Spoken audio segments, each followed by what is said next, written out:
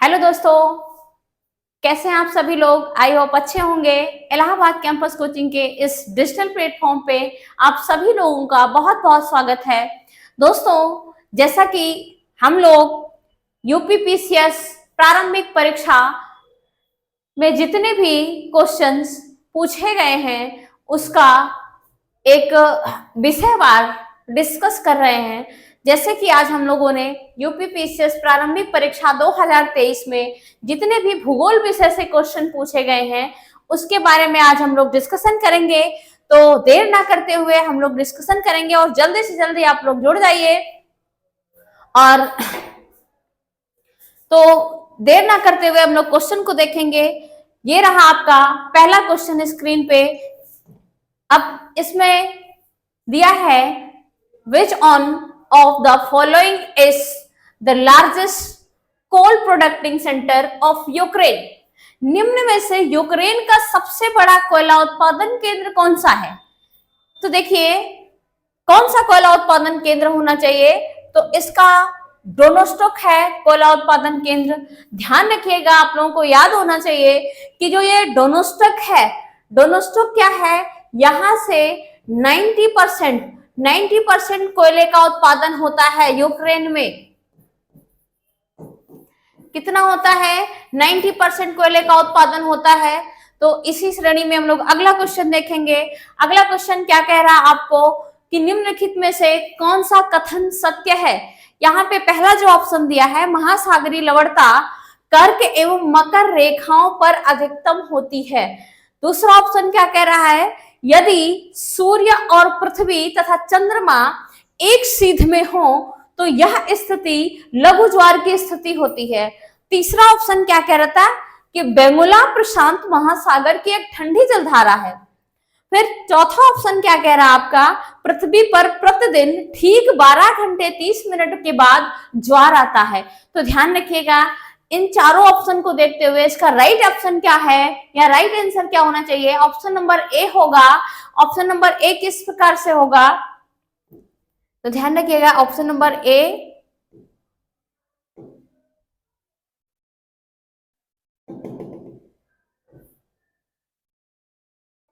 चलिए, option number A ठीक है, बिल्कुल सही है। जो आपका कर्क और मकर रेखा है, यहाँ पे जो लवणता होती है, तो ध्यान रखिएगा यहाँ की जो लवणता है वो लगभग इसकी औसत लवणता कितनी है, 35% है। 35%, 35% यहाँ की लवणता औसत लवणता होती है महासागरों की। और ये कर्क और मकर रेखा के बीच ज्यादा होता है क्योंकि यहाँ पे टेम्परेचर भी ज्यादा होती है।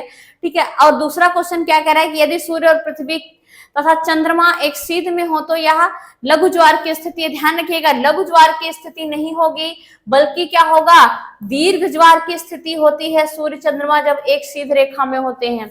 लघु ज्वार की स्थिति कब होती है, जब सूर्य चंद्रमा एक समकोण स्थिति में होते हैं। सूर्य चंद्रमा पृथ्वी क्या होते हैं, तीनों एक समकोण की स्थिति में होंगे, तब वहां पे लघु ज्वार की स्थिति आएगी क्योंकि गुरुत्वाकर्षण बल अलग अलग काम करेगा। ठीक है। अगला क्वेश्चन क्या कह रहा है, प्रशांत महासागर की बेंगुला जलधारा प्रशांत महासागर की एक ठंडी जलधारा है। तो ध्यान रखिएगा, बेंगुला प्रशांत महासागर की ठंडी जलधारा नहीं है बल्कि क्या है, ये अटलांटिक महासागर की, किसकी है, अटलांटिक महासागर की ठंडी जलधारा है।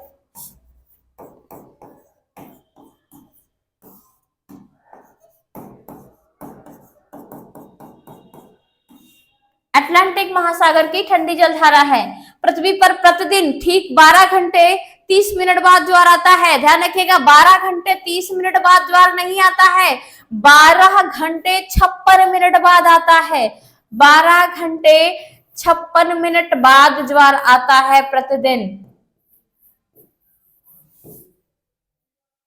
ठीक है। तो अगला क्वेश्चन देखेंगे। अगला क्वेश्चन ये रहा आपका, एक भौगोलिक इकाई जो पानी को इकट्ठा करती है, भंडारण करती है एवं पानी छोड़ती है, उसे कहते हैं जल विभाजक यानी वाटर सेट। और आर्द्र भूमि क्या होता है, ये पानी का एक स्टोरेज क्षेत्र होता है यानी वेटलैंड एरिया। जबकि वाटर रिजर्व यानी पानी का हौज होता है, यहाँ जहाँ पे पानी स्टोर होता है। वेस्टलैंड क्या होता है, यानी ये क्या है, एक प्रकार का ऊसर भूमि जिसे क्षेत्रीय लैंग्वेज में कहते हैं, ठीक है। ये आपका व्यर्थ भूमि होगा। तो इसका राइट आंसर क्या होना चाहिए, जल विभाजक क्षेत्र होता है, जल विभाजक। अगला क्वेश्चन देखते हैं, माउंटेन न्यूमैन निम्नलिखित में से किस खनिज के लिए प्रसिद्ध है। तो ध्यान रखिएगा, माउंटेन न्यूमैन ये लौह अयस्क के लिए प्रसिद्ध है, आयरन ऑक्साइड के लिए प्रसिद्ध है, या आयरन ऑर के लिए प्रसिद्ध है। और बल्कि ये माउंटेन न्यूमैन है कहाँ पे, माउंटेन न्यूमैन ये कहाँ पे है, तो ध्यान रखिएगा ये आपका पश्चिमी ऑस्ट्रेलिया में है।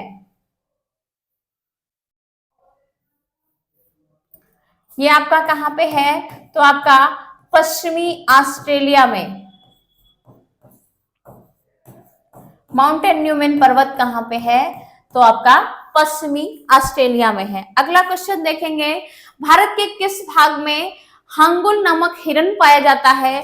तो यह हांगुल नामक जो हिरन पाया जाता है वो जम्मू कश्मीर में पाया जाता है, और बल्कि जम्मू कश्मीर का राजकीय पशु भी है ये,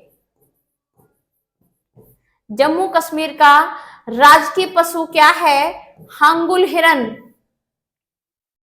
ठीक, अगला क्वेश्चन देखते हैं, निम्नलिखित में से या निम्नलिखित कथनों में लैटेराइट मिट्टी के विषय में कौन सा कथन सही है। कह रहा है कि यह मिट्टी उच्च तापमान एवं भारी वर्षा वाले क्षेत्रों में विकसित होती है। बिल्कुल करेक्ट है कि जो लैटेराइट मृदा होती है ये अधिक वर्षा वाले क्षेत्रों में विकसित होती है। दूसरा ऑप्शन क्या कह रहा है कि इस मिट्टी में लौह ऑक्साइड एवं एल्युमिनियम की कमी पाई जाती है। ध्यान रखिएगा, जो लैटेराइट मिट्टी होती है इसमें लौह ऑक्साइड और एल्युमिनियम की कमी नहीं पाई जाती है, बल्कि समृद्धता पाई जाती है, यानी अधिकता पाई जाती है। तो कमी शब्द गलत होगा आपका, इसका ऑप्शन नंबर केवल ए सही होगा। तो इसमें क्या है, समृद्धता होती है, ध्यान रखिएगा इस बात को। तो इसका राइट आंसर डी हो जाएगा, ऑप्शन नंबर ए। अगला क्वेश्चन, निम्नलिखित रेगिस्तानों पर विचार कीजिए तथा उनके आकार के बढ़ते क्रम में व्यवस्थित कीजिए, यानी सबसे छोटे से सबसे विस्तृत। अब देखिए सबसे छोटे से सबसे विस्तृत कौन कौन सा है। सबसे पहले हम बात करें ग्रेट सैंडी का मरुस्थल, तो ये है कहाँ पे भैया, ये आपका ऑस्ट्रेलिया में है। कहाँ पे है, ऑस्ट्रेलिया में है ग्रेट सैंडी का मरुस्थल। और अरेबियन मरुस्थल ये कहाँ पे है, ये अरब प्रायद्वीप में है, अरब प्रायद्वीप में।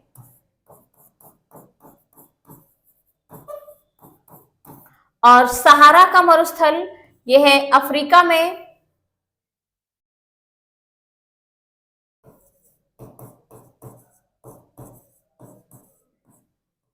और ध्यान रखिएगा ये नॉर्थ अफ्रीका में है। और गोबी का मरुस्थल ये है आपका मंगोलिया में। और इसका क्रम अगर देखें तो सबसे छोटा इसमें से जो मरुस्थल है वो ग्रेट सैंडी का मरुस्थल है, यानी पहला ऑप्शन राइट हो जाएगा आपका। और इसके बाद दूसरा सबसे छोटा जो मरुस्थल है वो गोबी का मरुस्थल है, ठंडा मरुस्थल है गोबी का मरुस्थल। तो दूसरा ऑप्शन हो जाएगा आपका ये 4th नंबर। और फिर देखेंगे अरेबियन मरुस्थल, ये ऑप्शन नंबर 2nd जो है, तो ये तीसरा ऑप्शन आपका हो जाएगा, सबसे छोटा ये हो जाएगा। और इसके बाद सहारा का मरुस्थल ये सबसे बड़ा मरुस्थल है। इसका सबसे बड़ा गर्म मरुस्थल कौन सा मरुस्थल है, ये सहारा का मरुस्थल है ना। विश्व का सबसे बड़ा गर्म मरुस्थल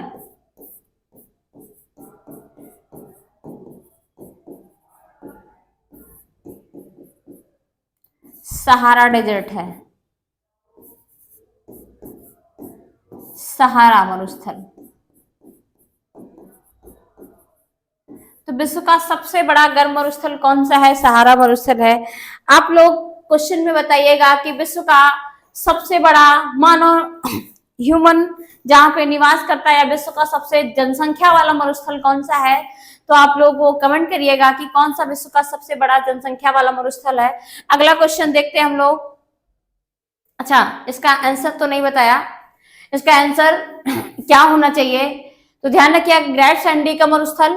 इसका राइट आंसर होगा बी होगा 1 4 2 3। अगला क्वेश्चन देखते हैं, निम्नलिखित में से किस स्थान पर अलकनंदा एवं भागीरथी नदियां मिलती हैं? तो ध्यान रखिएगा ये रिपीटेड क्वेश्चन है, देवप्रयाग में बहुत बार एग्जाम में पूछा जा चुका है। जबकि कर्णप्रयाग में कौन कौन सी नदी मिलती है? तो ध्यान रखिएगा कर्णप्रयाग में अलकनंदा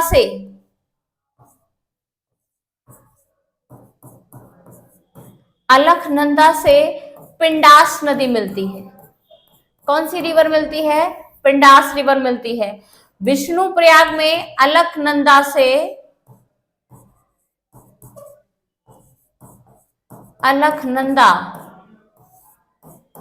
विष्णु नदी मिलती है।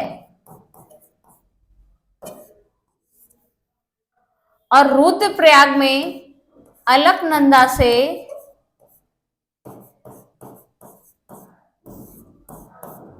मंदाकिनी नदी मिलती है। रुद्रप्रयाग में अलकनंदा से मंदाकिनी नदी मिलती है और देवप्रयाग में अलकनंदा से कौन सी नदी मिलती है? अलकनंदा और भागीरथी मिलती है। और जिसके मिलने के पश्चात यहाँ पे देवप्रयाग में आगे ये दोनों नदियां किसके नाम से जानी गई? ये फिर गंगा रिवर के नाम से जानी जाती है, गंगा नदी के नाम से जानी जाती है। ध्यान रखिएगा उत्तराखंड में कुल 5 प्रयाग हैं। कितने प्रयाग हैं? 5 प्रयाग हैं, जिनका क्रम इस प्रकार है। ठीक है, उत्तर से दक्षिण में इनका व्यवस्थित क्रम पूछता है 5 प्रयागों का। तो ध्यान रखिएगा सबसे पहला जो प्रयाग है वो आपका कौन सा प्रयाग है? विष्णु प्रयाग है। ठीक, सबसे पहला प्रयाग कौन सा है? विष्णु प्रयाग।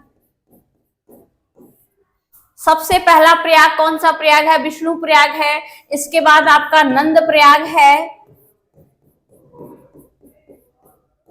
फिर आपका कर्ण प्रयाग है, फिर आपका रुद्र प्रयाग है, रुद्र प्रयाग। इसके बाद आपका देव प्रयाग है।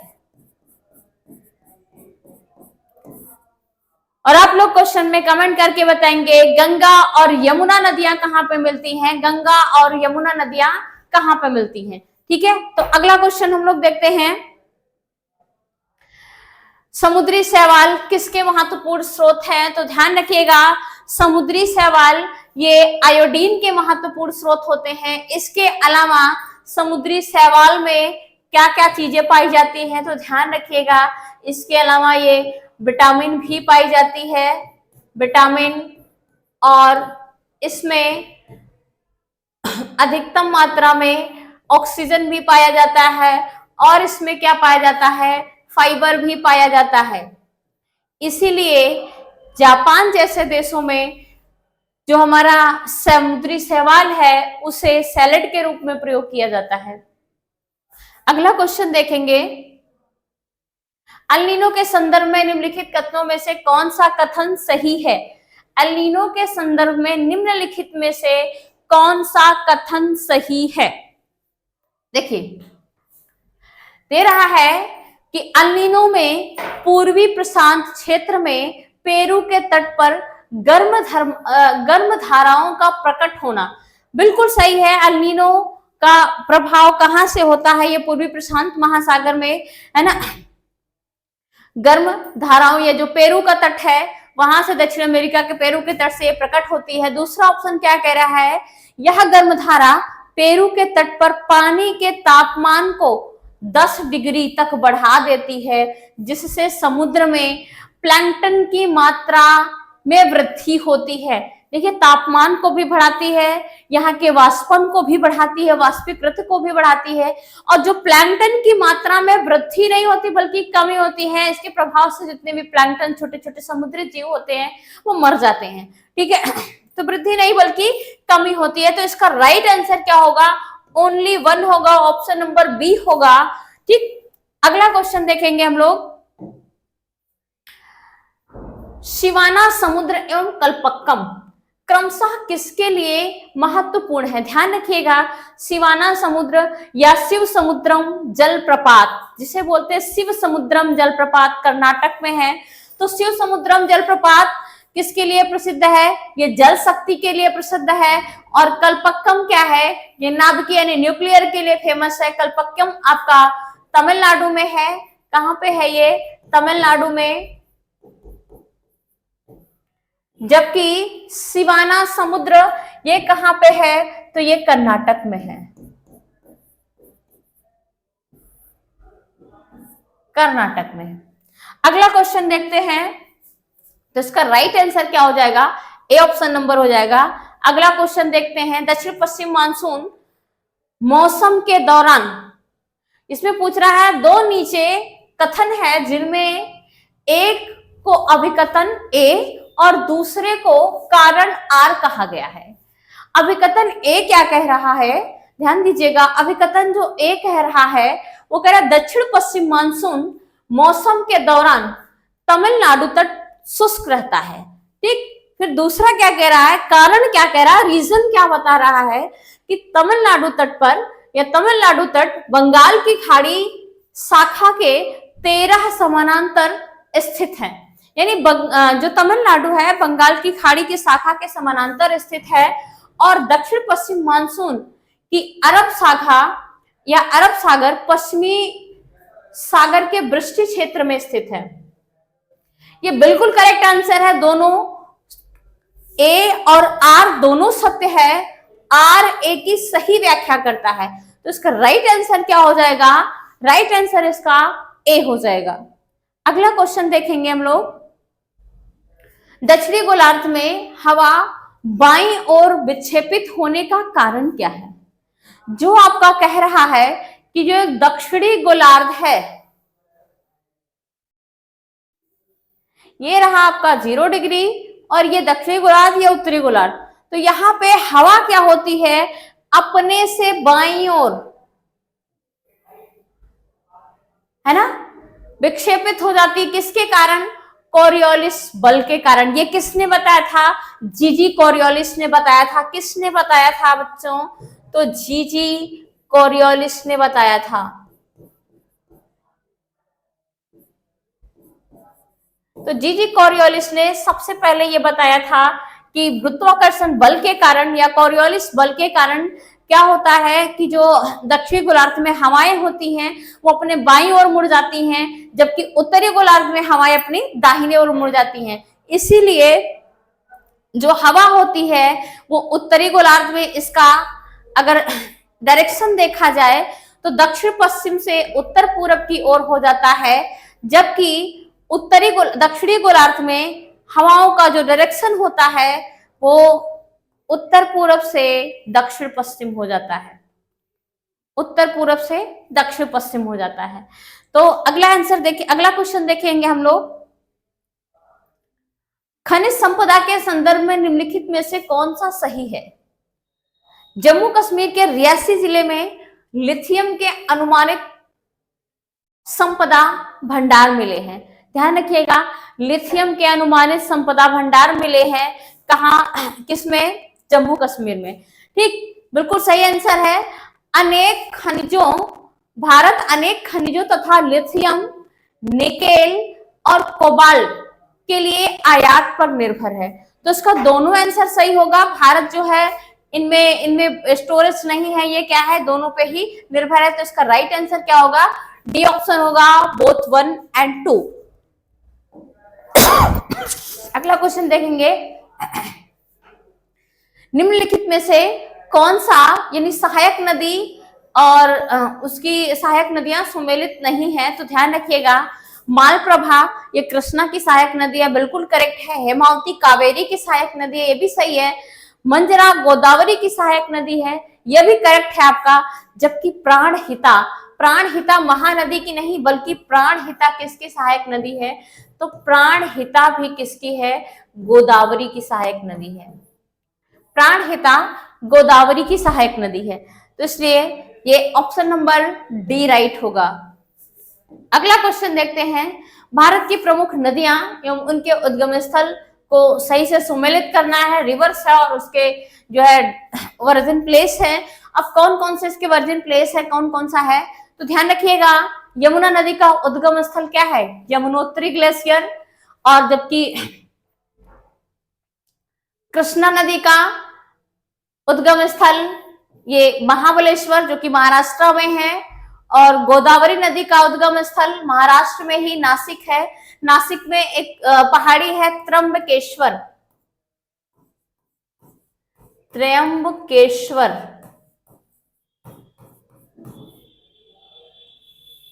तो त्र्यंबकेश्वर से गोदावरी निकलती है। और महानदी ये छत्तीसगढ़ में सिहावा पहाड़ी से निकलती है। ठीक है, छत्तीसगढ़ में सिहावा पहाड़ी से निकलती है। तो इस प्रकार से इसका राइट आंसर देखेंगे तो ए का आपका 4 हो जाएगा और बी का आपका क्या हो जाएगा? 3rd हो जाएगा, 4th 3rd और 2nd 1। तो इसका राइट आंसर क्या हो जाएगा बच्चों? सी ऑप्शन राइट हो जाएगा, सी। अगला क्वेश्चन देखते हैं हम लोग। फिर से आ गया है, सूची को मिलान करना है। एक तरफ पर्वत है और एक तरफ देश है। अब ये माउंटेन और कंट्रीज कौन कौन से हैं? तो ध्यान रखिएगा, किलिमंजारो पर्वत। किलिमंजारो पर्वत ये आपका तंजानिया में है। ठीक है, और माउंट टोबेकल ये मोरक्को में है। और स्टैनली पर्वत ये युगांडा में है। होगार पर्वत आपका अल्जीरिया में है। तो इस तरीके से इसका राइट आंसर कौन सा होगा? तो इसका राइट आंसर आप देख सकते हैं, ए का 3 और बी का 1। तो ए का 3 बी का 1 ये वाला ऑप्शन मिल रहा, ऑप्शन नंबर डी। तो D is the right answer होगा इसका। अगला क्वेश्चन देखते हैं हम लोग। निम्नलिखित में से कौन सा बंदरगाह और देश सही सुमेलित नहीं है?